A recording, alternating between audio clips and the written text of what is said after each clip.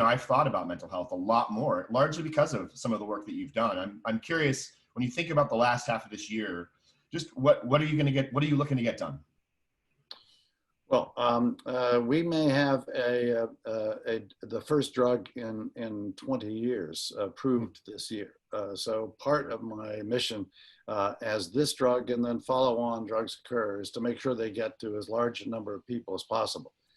That is not just the upper 10 to 15% that can afford drugs without a particular, support from the government. But there are over 50 million families today suffering from this disease around the world. 50 million. The numbers of people who will die this year from Alzheimer's this year alone will be greater than the number of people who will die from COVID in its entire history.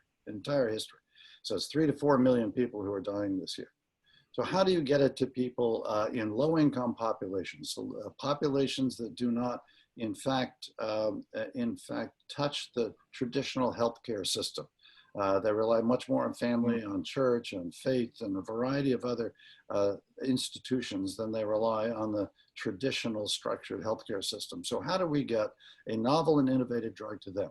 We've got to make it sure it's affordable, that in fact, as Robert Smith of Vista recently pointed out, we have to build out the capillaries of the healthcare system into low-income communities, into communities of color, into communities of color and low-income populations around the world.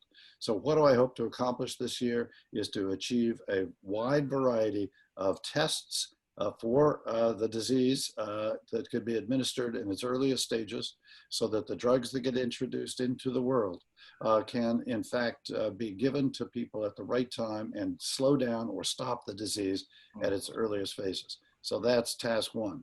Task two is to get a national goal on how to prevent up to 1/3 of the cases of Alzheimer's, and then the public health interventions that will achieve that purpose. So two goals.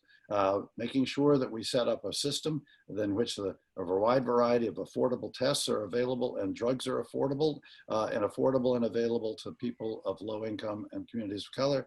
And in fact, how do we prevent 1/3 of the cases and get the public health interventions that will reach those people who traditionally do not live close to a Whole Foods, who live in food deserts, who live in low income housing? How do we get them the kinds of healthcare supports that we can give to the rich population? How do we get it to those that are struggling? That's my goal for 2020 and 2021. Those are good goals. I knew that you much like Burnham in the days of planning Chicago, you make no small plans. And they do not have the power to move men's souls. That's right? Part of why we appreciate you. Hey, so thank you, George. We wish you the best. As you know, Handshake always stands ready to help. We believe in what you're up to, believe in you as a leader, and honestly, we need more leaders like you. So thank you so much for your time. Thank you, JR. Yep.